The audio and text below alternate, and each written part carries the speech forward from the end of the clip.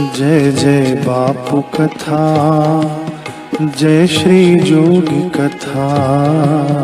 जय जय बापू कथा, जय श्री जोगी कथा। हो जय जय बापू कथा, जय श्री जोगी कथा। जय जय बापू कथा, जय श्री जोगी कथा। इसे श्रवण कर मिट जाती है, इसे श्रवण कर मिट जाती है, इसे श्रवण कर मिट जाती है, इसे श्रवण कर मिट जाती है। जन्म जन्म की व्यथा। जय जय बापू कथा, जय श्री जोगी कथा। जय जय बापू कथा, जय श्री जोगी कथा।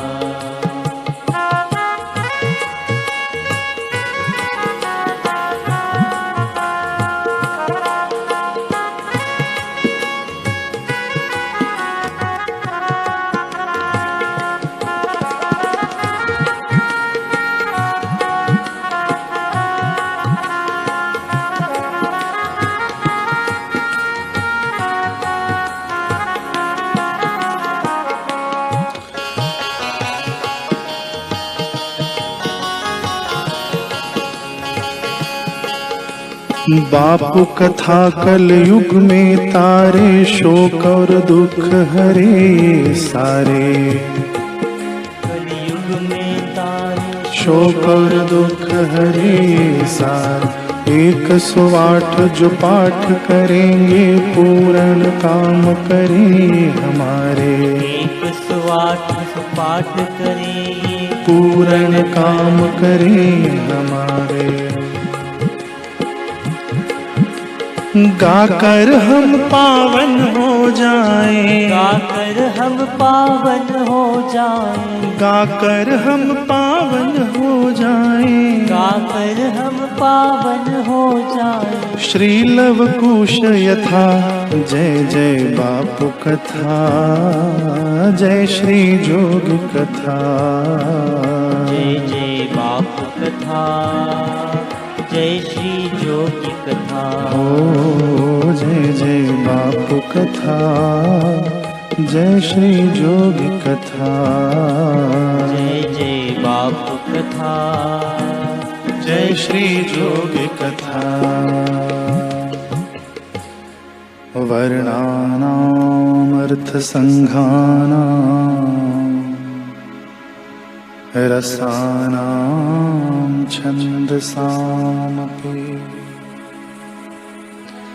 मङ्गलानां च कर्तारो, वन्दे वाणी विनायकौ। श्री सद्गुरुदेव भगवान की जय।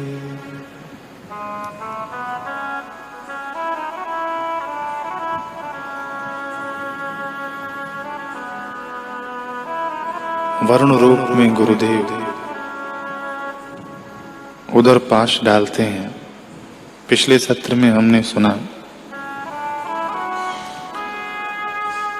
कि गुरुदेव हमारे आहार पर नियंत्रण करते हैं। अब और आगे की बात हम सुने। नियंत्रण तो करते ही हैं, लेकिन हमारी भूख भी जगा देते हैं। एक माँ का उदाहरण यहाँ सटीक बैठेगा। बच्चा कुछ गलत न खा ले, माँ का इस पर ध्यान तो होता ही है।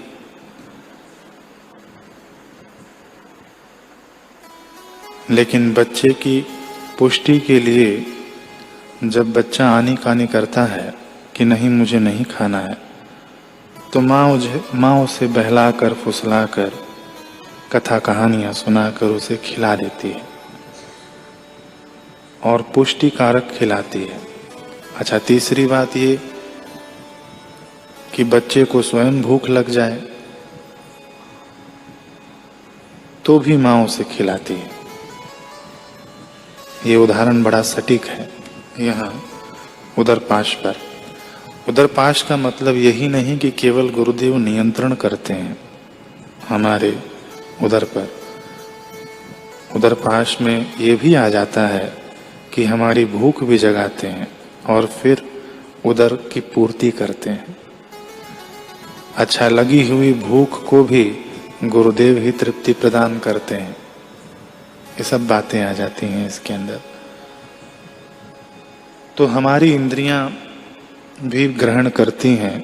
शंकराचार्य जी, भगवान शंकराचार्य जी ने कहा कि केवल जो हम स्थूल आहार ग्रहण करते हैं वही आहार नहीं है, हमारी इंद्रियों से जो हम ग्रहण करते हैं वह भी आहार है। तो इस पर गुरुदेव जोर तो देते ही हैं और आहार के माध्यम से कई रोग और शोक भी मिटा देते हैं। जैसे लाडोल गांव के कमलाबेन पटेल, ये इनका अनुभव हमारे ऋषि प्रसाद में छपा था। ये कहती हैं कि जब पिताजी की 90 साल की उम्र होने वाली थी तो उनको कम दिखाई देने लगा और सुनाई देना भी लगभग बंद सा हो गया। उसके पहले भी रोज सत्संग सुनते थे, उनका पक्का सत्संग सुनने का नियम था, लेकिन दिखाई देना सुनाई देना सब बंद हो गया।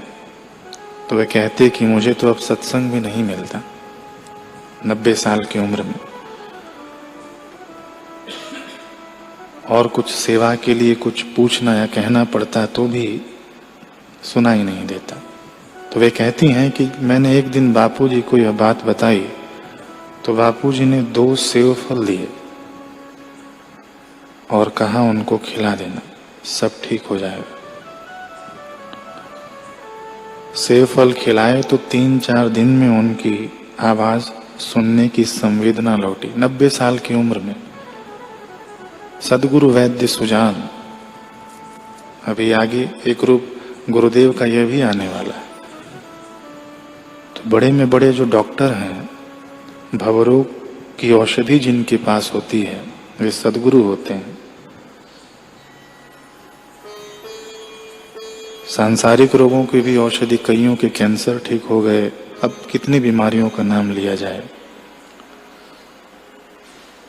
तो सेव फल खिलाने से 3-4 दिन में ही उनकी आवाज सुनने की संवेदना लौटी, कान में थोड़ी थोड़ी सरसराहट होने लगी और 5-6 दिनों में तो एकदम सब सुनाई देने लगा। अब 90 साल की उम्र में कोई डॉक्टर करके दिखाए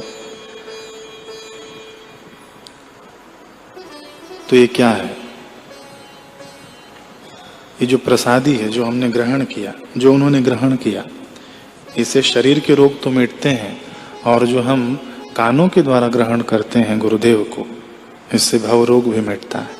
आँखों के द्वारा जो हम गुरुदेव को ग्रहण करते हैं यह भव रोग मिटाने की औषधि है। इस पर हम फिर से आएंगे। अब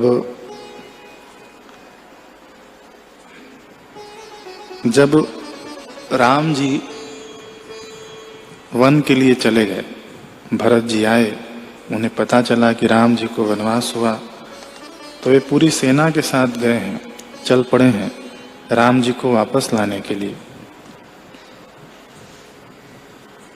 तो निषाद राज जी ने देखा दूर से ही कि भरत जी आ रहे हैं पूरी सेना लेकर। तो निषाद राज ने सोचा कि ये शायद राम जी पर हमला करने आ रहे हों। फिर एक मन कहता है कि नहीं, भरत जी के बारे में तो हमने सुना है कि ये परम भक्त हैं राम जी के। अभी दुविधा में पड़ गए निषाद राज। तो इन्होंने क्या किया कि भरत जी के पास 3 प्रकार के व्यंजन भिजवाए, सात्विक, राजस और तामसी। सात्विक में फल और दुग्ध आदि, राजसी में जिस प्रकार का पकवान होता है उस प्रकार, और तामसी में जो भी था। ये 3 प्रकार के भोजन भरत जी के पास भिजवाया निषाद राज जी ने। भरत जी ने सात्विक भोजन का चयन किया, फल और दूध का आहार। निषाद राज जी समझ गए कि ये हमला करने नहीं जा रहे हैं, जाकर उनसे भेंट किया।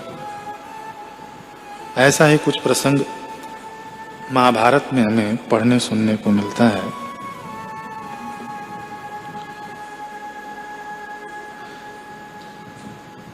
कि जब युद्ध समाप्त हो गया महाभारत का, धर्मराज युधिष्ठिर एक छत्र सम्राट घोषित हो गए। अब भगवान कृष्ण पांडवों के साथ, द्रौपदी भी साथ में है। भीष्म पितामह जो बाणों पर सोए हैं उनके पास गए हैं। भगवान कहते हैं कि इनसे धर्म उपदेश लो युधिष्ठिर। भीष्म पितामह उन सभी के पूछने पर, निवेदन करने पर उपदेश देना शुरू किए। आश्रम तथा राजा प्रजा आदि के विभिन्न धर्मों का उपदेश कर रहे थे भीष्म पर्व में, वर्णन है। तो यह धर्म उपदेश चल ही रहा था कि इतने में द्रौपदी हंस पड़ी। गंभीर माहौल था, सब लोग शांत होकर सुन रहे थे। भगवान कृष्ण वहां खड़े हैं। ऐसे गंभीर उपदेश में द्रौपदी हंस पड़ी। पितामह ने पूछा, बेटी तू क्यों हंसी? द्रौपदी ने तनिक संकुचित होकर कहा कि मुझसे भूल हो गई पितामह, मुझे क्षमा करें। भीष्म पितामह ने कहा कि बेटी, कोई भी शीलवती कुलवधु गुरुजनों के सन्मुख अकारण नहीं हंसती। तू गुणवती है, सुशील है, तेरी हंसी अकारण हो ही नहीं सकती। संकोच छोड़कर तू अपनी हंसने का कारण बता।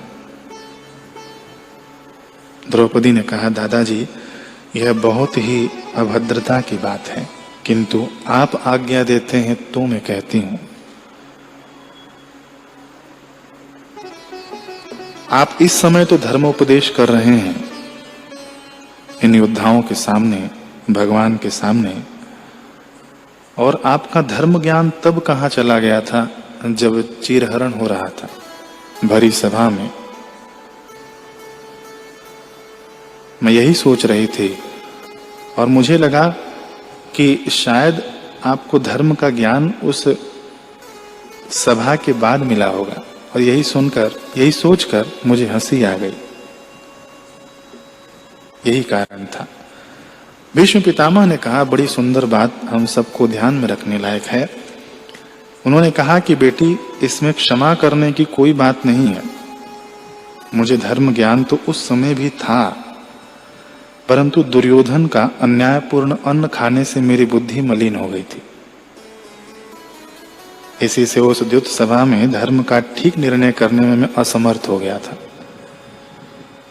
परंतु जब अर्जुन के बाणों ने मुझे छेदा और शरीर से सारा रक्त निकल गया, दूषित अन्न से बने रक्त का शरीर से बाहर निकल जाने के कारण मेरी बुद्धि शुद्ध हो गई।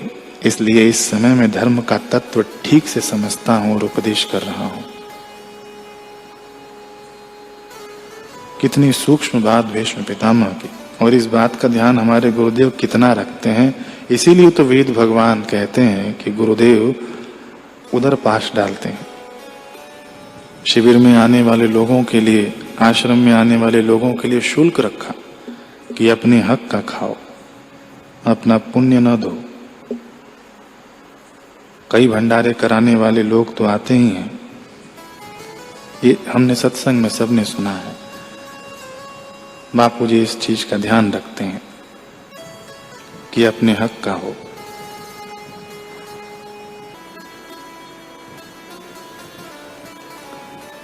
मनुष्यों का तो ध्यान गुरुदेव रखते ही हैं, बाकी जो पेड़ पौधे हैं उनका भी ध्यान रखते हैं। उनको कैसे भूल सकते हैं। प्राणी मात्र के हितैषी वाटिका की बात स्मरण में आ रही है।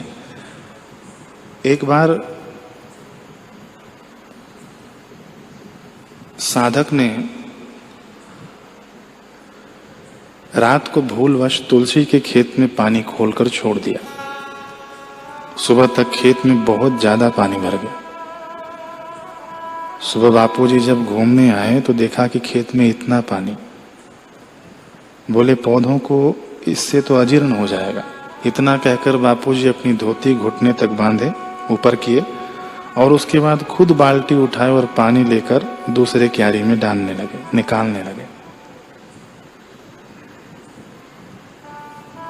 सबका ध्यान रखते हैं। ऐसे ही आंवलों के पेड़ में भी वाटिका में जो लोग रहते हैं, हमने देखा है, सुना है प्रत्यक्ष, असावधानी से आंवलों में जब भी पानी लग जाता तो बापू जी किसी से कोई आसपास होता तो बोलते, नहीं होता तो खुद बाल्टी उठाकर उस पानी को उठाकर दूसरे क्यारी में डालते। तो उदरपाश में हमने पहले ही विमर्श किया था कि भूख जगाते भी हैं, भूख को तृप्त करके मिटा भी देते हैं और उदर पर पाश भी डालते हैं ताकि हम ऐसा वैसा अन्न न ग्रहण करें, सभी के लिए।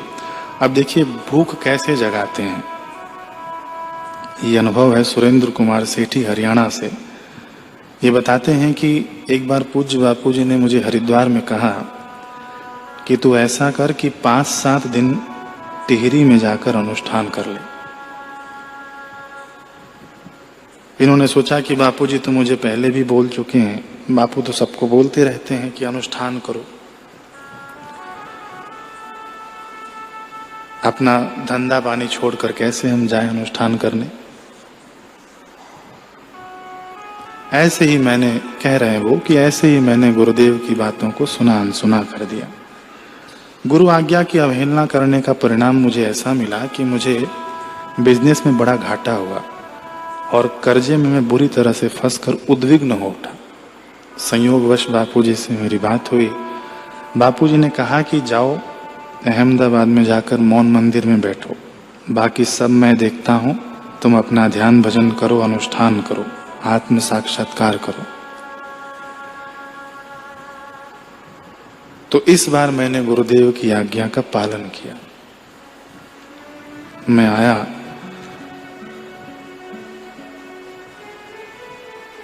ईमानदारी से मुझे वाटिका में अनुष्ठान का मौका मिला। मैं नित्य योग वशिष्ठ का पठन करता, उन्हीं विचारों में शांत होता। मेरी अशांति, उद्विग्नता और बुरी आदतें जो मुझे वर्षों से छोड़ने में असंभव सी लग रही थीं, वे सब सहज में ही छूटने लग गई। वे कहते हैं कि दिन भर में मैं जो 10 कप चाय पीता था, टीवी देखना, पेपर पढ़ना आदि जो गंदी आदतें थीं, अनुष्ठान के दौरान मोबाइल बंद करके रखता। पहले मुझे होता था कि दोस्तों से नहीं मिलूंगा तो कैसे चलेगा, बातचीत नहीं करूंगा तो कैसे चलेगा, व्हाट्सएप पर उनको जवाब नहीं दूंगा तो कैसे चलेगा, लेकिन सब चलने लग गया।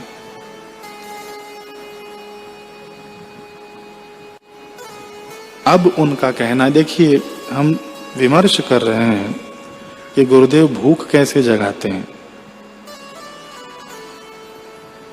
अनुष्ठान करने के बाद उन्होंने कहा कि मुझ में से सारी कमियां गुरुदेव ने चुन चुन कर निकाल दी। अब उनका ऐसा विचार कि गुरु कृपा से अब तो मैं जो एक दिन छोड़कर चले जाना है, उस बिजनेस को मैं बच्चों को सौंपने में लगा हूं।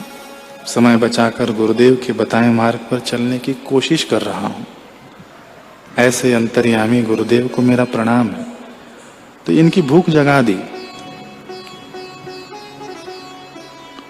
और इसी को हमारे पुराणों में, देखिए भूख कैसे जगता है, इसका एक अलग तरीका भी है जो हमारे पुराणों में वर्णन है। श्वेताशतर उपनिषद में, उपनिषदों में वर्णन है। श्वेताशतर उपनिषद में आता है, विश्वतक्षु विश्वतो मुखः। जितना भी ज्ञान हो रहा है, सब परमात्मा का ही ज्ञान है। थोड़ा ध्यान दीजिएगा, जितना भी ज्ञान हो रहा है सब परमात्मा का ही ज्ञान है। आंखों में आकर वही देख रहा है। देखिए आंखों से हम ग्रहण करते हैं, आंखों में आकर वही देख रहा है, कानों में आकर वही सुन रहा है, त्वचा में आकर वही छू रहा है, रसना में आकर वही रस ले रहा है। और विश्वतो मुखः सर्वभोग का उपलक्षण है। जितने भी भोग हो रहे हैं, भोक्ता भोग्यम प्रेरितारम तमत्वा, भोक्ता ही भोग्य रूप से सर्वत्र अवस्थित है। तो जो इस परब्रह्म परमात्मा को जान लेता है वह अमृत स्वरूप हो जाता है। अमृत स्वरूप यानी स्वयं सबके लिए स्वादिष्ट हो जाता है। फिर से सुने, जो इस प्रकार से परमात्मा को जान लेता है वह अमृत स्वरूप हो जाता है। अमृत स्वरूप यानी दूसरों के लिए वह स्वादिष्ट हो जाता है।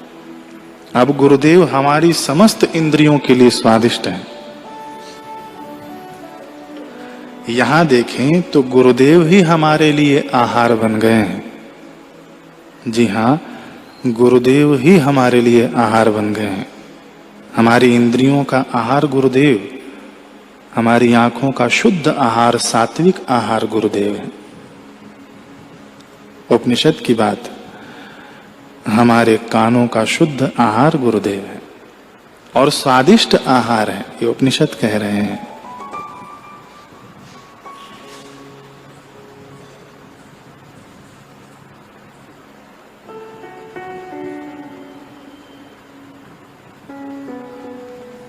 गुरुदेव को देखने से हमारी भूख जगती है।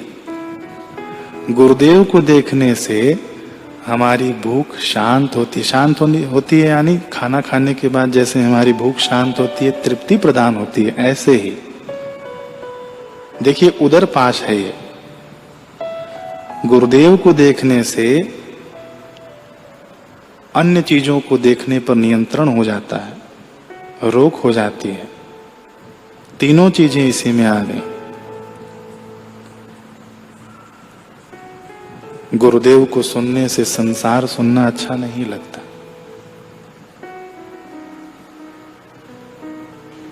स्वादिष्ट भोजन है गुरुदेव हमारी इंद्रियों के। तो ऐसा हम सात्विक भोजन ग्रहण करें, गुरुदेव को ही ग्रहण करें। अब बापूजी बताते हैं अपने सत्संग, बहुत पहले हमने सुना कि अपनी इच्छा के पेट में भगवत प्राप्ति भर दो। भगवान इच्छा का पेट फाड़ कर बाहर आ जाएगा। तो हम अपनी इंद्रियों के द्वारा गुरुदेव को ही खाएं, ये सबका सार यही है। मन के द्वारा गुरुदेव को ही विचार करें। आंखों से देखना है तो गुरुदेव को देखें। तीनों चीजें इसमें आ जाएंगी। कानों से सुनेंगे तो भी तीनों चीजें आ जाएंगी कि जो बाहर जो दूषित चीजें हम खा रहे थे उससे बच जाएंगे, भूख जग जाएगी और भूख से तृप्ति भी मिल जाएगी। तीनों चीज ऐसे स्वादिष्ट भोजन है गुरुदेव।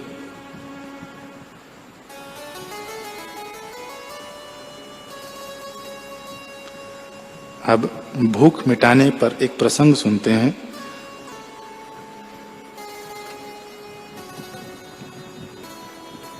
हमने पहले मनन किया कि भूख जगाते हैं और जिसको भूख लगी हो उसको। सूरत में एक बालक का जन्म हुआ। जब वह बालक 8-10 साल का यानी कुछ समझने लायक हो गया, तब उसके मन में एक ही विचार घूमता रहता कि मुझे जन्म मरण से छूटना है, मैं कैसे छूटूं। और खूब तड़प होती। अभी देखिए बापूजी मिले नहीं हैं, मुझे जन्म मरण से छूटना है, कैसे छूटूं मैं।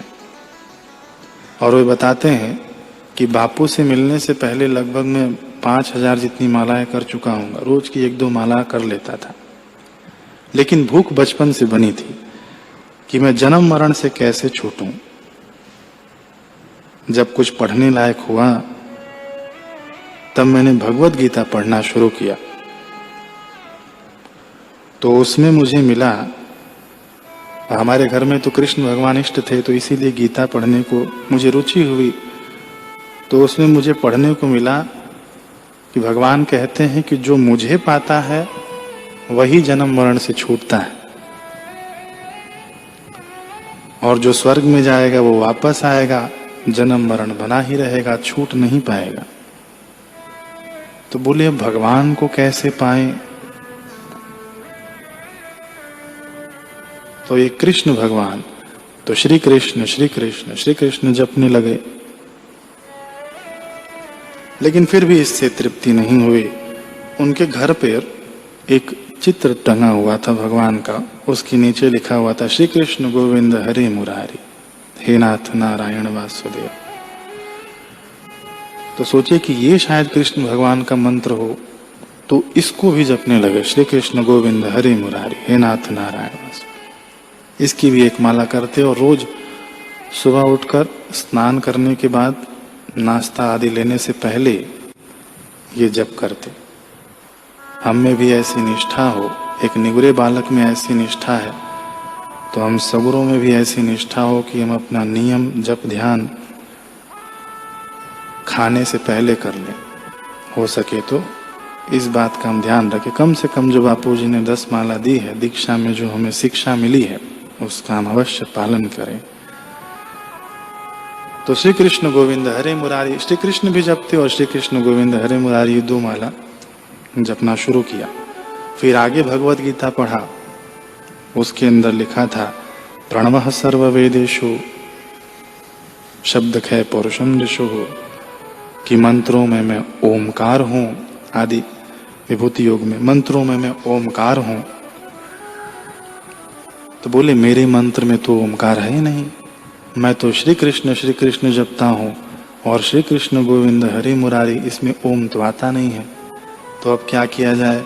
तो पहले ओम लगा देते हैं, ओम श्री कृष्ण और ओम श्री कृष्ण गोविंद हरे मुरारी। अब इस प्रकार से जप चालू हो गया। कुछ दिन बीते, इनके पिताजी किसी महात्मा के पास सत्संग सुनने जाया करते। तो इनके पिताजी ने बताया, बेटा कि तू सोहम का जप कर। उन्होंने 1 माला इसकी भी शुरू कर दी, लेकिन फिर भी वो भूख मिटी नहीं।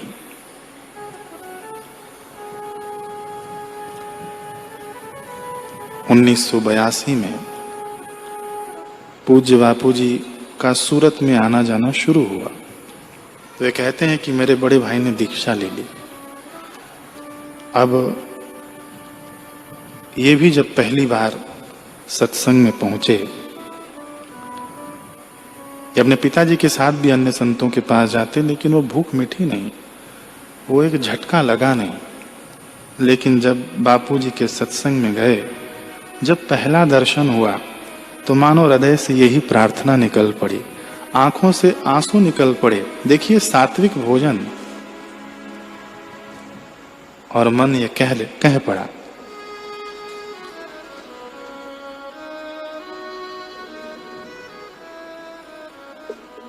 यही मेरे कृष्ण हैं। तेरे चरणों में जीवन की शाम, गुरु जी यही मांग मेरी। भगवत गीता में सुना पढ़ा कि जो मुझे पाएगा वही जन्म मरण से मुक्त होगा। और बापूजी को देखकर लगा, आहा मेरे कृष्ण मिल गए। तो हृदय ये प्रार्थना करने लगा, तेरे चरणों में जीवन की शाम, गुरु जी यही मांग मेरी। चरणों में जीवन की शाम, गुरु जी यही मेरी। पाँव चरणों में तेरे विश्राम, गुरु जी यही मांग मेरी। चरणों में तेरे विश्राम, गुरु जी यही मांग मेरी। तेरे चरणों में जीवन की शाम, गुरु जी यही मांग मेरी। तेरे चरणों में जीवन की शाम, गुरु जी यही मांग मेरी।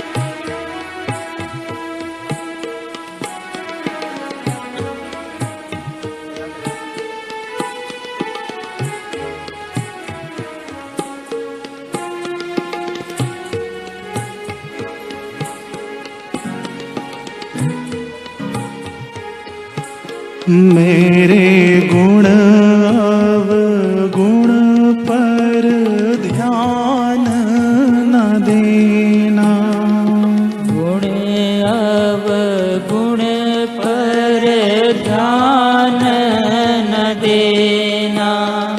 जैसा भी हूँ अपना लेना, जैसा भी हूँ अपना लेना। मेरी बाहें बापूजी लेना था, गुरु जी यही मांग मेरी। मेरी बाहें बापूजी लेना था, गुरु जी यही मांग मेरी। तेरे चरणों में जीवन की शाम, गुरु जी यही मांग मेरी। तेरे चरणों में जीवन की शाम, गुरु जी यही मांग मेरी।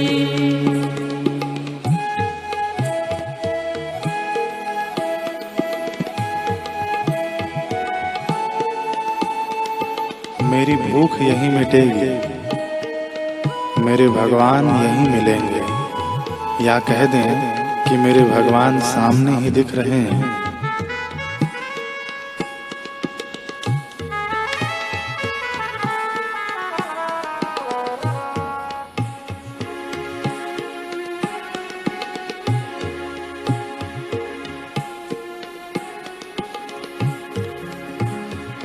जन्म जन्म की प्यास यही है, जन्म जन्म की प्यास यही है। प्यारे साधक की आस यही है, प्यारे साधक की आस यही है। जन्म जन्म की प्यास यही है, जन्म जन्म की प्यास यही है। प्यारे साधक की आस यही है, प्यारे साधक की आस यही है।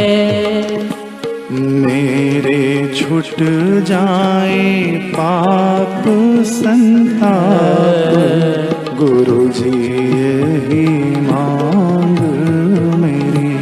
मेरे छूट जाए पाप संताप, गुरु जी यही मांग मेरी। पाँव चरणों में तेरे विश्राम, गुरु जी यही मांग मेरी। तेरे चरणों में जीवन की शाम, गुरु जी यही मांग मेरी।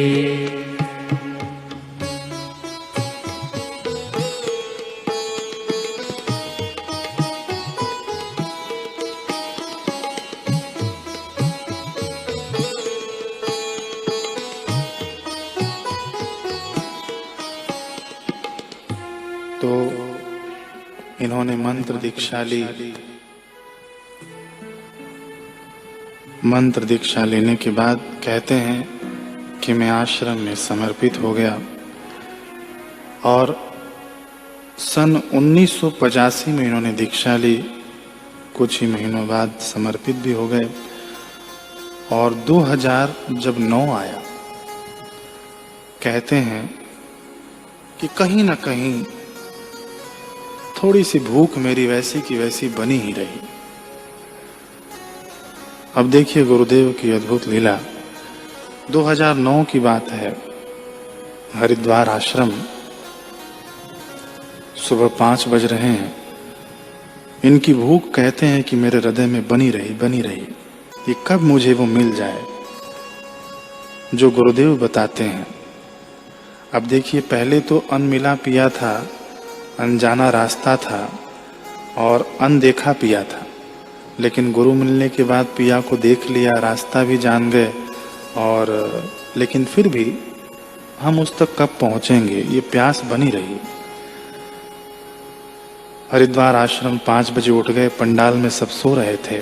सबको जगाया कि उठो, गंगा का किनारा है, जाओ ध्यान भजन करो। इतनी देर तक सोने से, समय व्यर्थ गंवाने से कुछ नहीं हाथ आने वाला है। उठो। इनकी तड़प और चाहते कि सबको भी इस समय का सदुपयोग करें। सबको उठाया, सब गए अपने नित्य कर्म के लिए। ये पंडाल की सफाई की सेवा की आधा घंटा, फिर आकर अपनी आंखें बंद करके बैठ गए। फिर थोड़ा आंखें खोली तो देखे बापूजी सामने हैं। ठीक है, ये तो ध्यान भजन में गुरुदेव दिखते हैं। फिर दूसरी तरफ दोबारा देखे, फिर बापूजी के दर्शन हुए। चलो कोई बात नहीं, अपनी आंखें बंद करके ध्यान भजन, बापूजी दिखते ही हैं, अच्छी बात है। फिर व्यासपीठ की तरफ देखे तो बापूजी व्यासपीठ पर बैठे हैं। ये भाई फिर से आंखें बंद करके अपना नियम कर रहे हैं कि मैं अपनी भावनाओं से गुरुदेव को देख रहा हूं, लेकिन गुरुदेव सच में विराजमान थे। अब जब इनकी फिर से आंख खुली तो गुरुदेव ने हाथों के इशारों से बुलाया, इधर आओ। तो इन्होंने इधर उधर देखा कि सही में बापू हैं, तो लोग इनको देख रहे थे कि बापू इनको बुला रहे हैं। तो ये उनको लगा हाँ सही में बापू बैठे हैं। दौड़ कर गए व्यासपीठ के पास। बापूजी ने कुछ पूछा, कुछ बातें हुई। फिर बापूजी ने उनसे कहा कि देख, सेवा तो लोगों ने किया है, तुमने भी किया है, मैं तुमको सेवा का फल देना चाहता हूं। और भी कुछ बापू से बातें हुई। तो बापू ने आखिरी में ये कहा कि तू भी इसी जन्म में निकल जाएगा, मुक्त हो जाएगा। तो कहते हैं कि 2009 के बाद वो खटका जो मेरे हृदय में सन 1900, मेरे कह लिया जाए कि बचपन से ही जो खटका था, वो जाकर 2009 में बापू के एक वाक्य ने उसे निकाल दिया। तो देखिए, हमने विमर्श किया कि गुरुदेव उदर पाश यानी उस पर नियंत्रण भी करते हैं, भूख भी जगाते हैं। भूख जगाने पर भी हमने अनुभव सुना, और जो भूखा हो उसे तृप्त भी करते हैं। तो इनकी तड़प बचपन की गुरुदेव के एक वाक्य ने तृप्ति प्रदान कर दिया। उदर पाश, वेद भगवान।